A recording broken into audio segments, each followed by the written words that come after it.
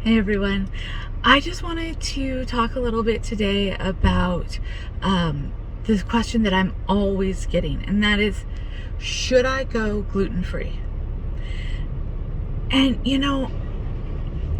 I say over and over again, I'm not going to answer this question. I'm not going to answer this question. But, I just want to address it really fast and kind of talk about why I don't want to answer that question. And also about why different people are going gluten-free, right?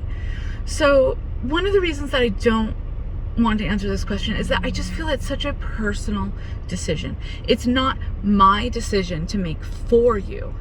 It is your decision, your healthcare provider's position, whether you're talking to a doctor, a gastroenterologist, you have a nurse practitioner, you have a holistic, whoever you're talking to, whoever you are basing your medical decisions on their advice, that is who you need to be talking to about this decision. Not me, not some random person on YouTube, not some random blog or anything like that. And so I just don't really like I don't really like answering that question just because I don't feel like it's my place.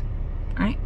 So one of the other things, so one of the things is also that we get this idea in our heads where we just like, oh, who should go gluten-free and who should not ever go gluten-free, right?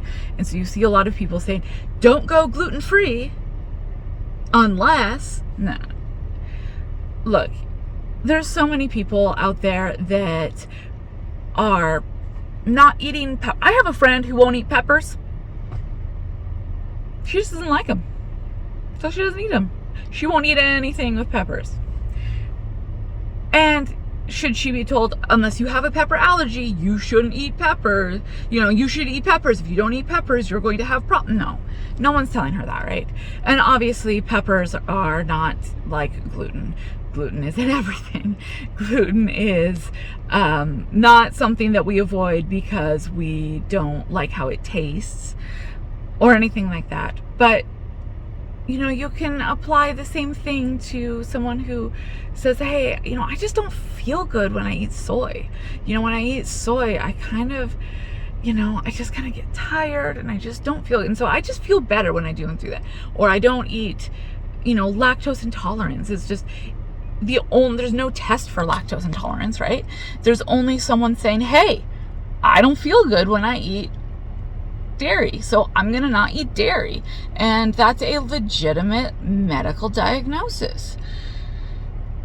So gluten intolerance should really, someone who says, hey, I just don't feel good when I eat gluten, shouldn't that just be the same thing? Anyways, it is in my opinion. And so, I also really think that if you're going to go gluten-free, you really should talk to a doctor first, because there are some tests that you can have run before you go gluten-free that you cannot have done after you start eating gluten-free. And some of those things are obviously for celiac disease. And if you do have celiac disease, then you really want to know that that's what's going on.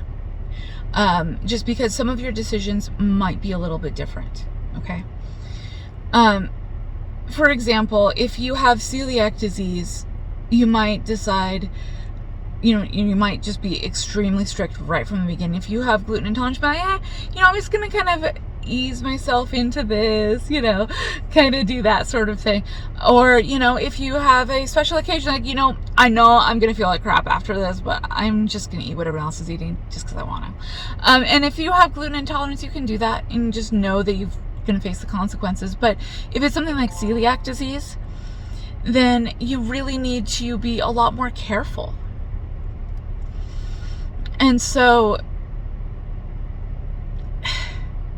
it's like, you can't just go off and do that. Now, if you don't have celiac disease, it doesn't mean that gluten isn't impacting you. I have my own suspicions about some things, but I don't have a medical degree or anything like that. So just to go into those suspicions a little bit, what I think is if you have the genes for celiac disease, they've identified 2 of them so far, and they cover most people who have celiac disease. And if you have those genes, there's a potential that you could develop celiac disease. And so,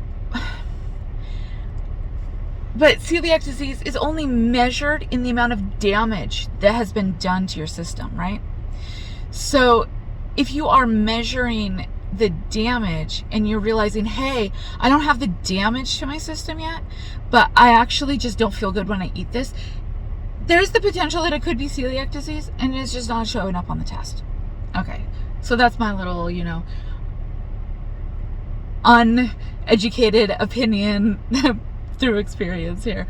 But there's other reasons that people are not going to eat gluten as well. So, you have celiac disease, which is the most commonly referenced one, but you also have like Hashimoto's, you have just a bunch of autoimmune diseases that they're really showing, hey, Mio, maybe there's something to this.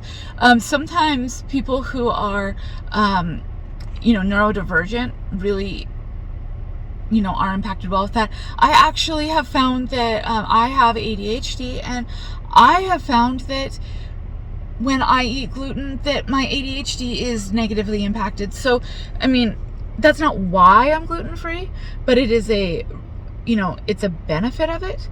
And so someone who's really struggling with some neurodivergent tendencies, they could decide to go gluten-free and see if it helps, and why not?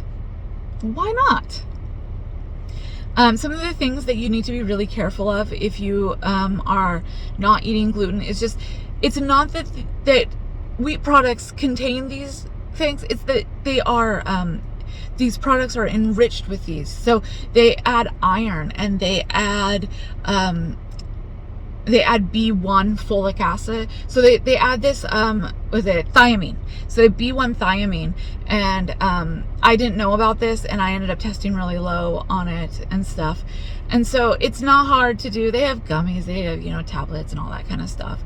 But it's something to take a look at, and just to make sure of, if you do have celiac disease, you're going to have a hard time with iron. You're going to have a hard time with some other absorption stuff. So, that's really the reason why people say don't go off of gluten. But it's really mostly like iron and B1. And as long as you're taking those, I wouldn't even worry about it. So besides the autoimmune conditions, and then you've got celiac disease, which is also autoimmune, and you've got a lot of autoimmune diseases that are saying, hey, this might actually help. Like, have been seeing some stuff about Hashimoto's is helpful to not be on gluten, and a bunch of other things. So really, if you think that you need to try going gluten-free, if you are coming to this point where you're like, hey, I feel so awful, and I will try anything to feel better, and one of those things that has come up is gluten, why not? What do you have to lose? Try it for a month, and if you don't feel any better, all right, you tried something, you went on it. Just keep a record of how you're feeling and what your what you ate and everything like that. I'm not telling you to go gluten-free. I'm not gonna tell you to go gluten-free. It's up to you. It's up to your doctors. But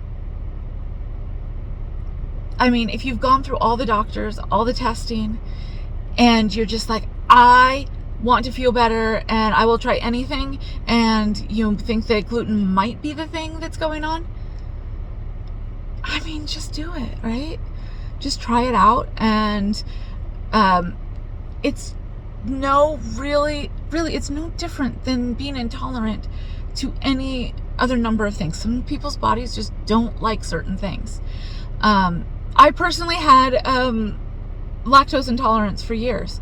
I don't anymore after going gluten-free. I'm not telling you to go gluten-free to get rid of your intolerance, but I also had that whole dairy thing, and yeah, I just chose to eat it anyways. But I knew that that's what was going on. And I never had the experiences that I've had since being gluten-free, where people are asking, why are you gluten-free? They weren't asking, oh, why are you not eating dairy? Are you actually a milk allergy? Because if you're not a milk allergy, then you should. No one's saying that. No one says that to people who have lactose intolerance. It's so common. Everyone knows what's going on. Anyways, I don't want to make this go on too long, but I just wanted to give you guys a little bit of my thoughts here on, should you go gluten-free? I'm going to say that's up to you, up to your doctors. But I don't know, maybe someone will see this who kind of is like, has this idea that being gluten-free is somehow, I don't know, that being gluten-free is like, you have to be celiac disease, and it's just not true. There's so many doctors, like I was saying, that are saying, all of these autoimmune conditions are actually being improved by being gluten-free. So everyone, just keep doing what you do. If you're considering going gluten-free and you think it's going to help, if you are at that point where you are willing to change your entire life by going gluten-free, if that is better than what you're going through, just try it out. I can't say that I recommend having to, plan everything in my life around this one food item to avoid, but it's better than the alternative. So good luck, everyone, and I'll see you back here next time.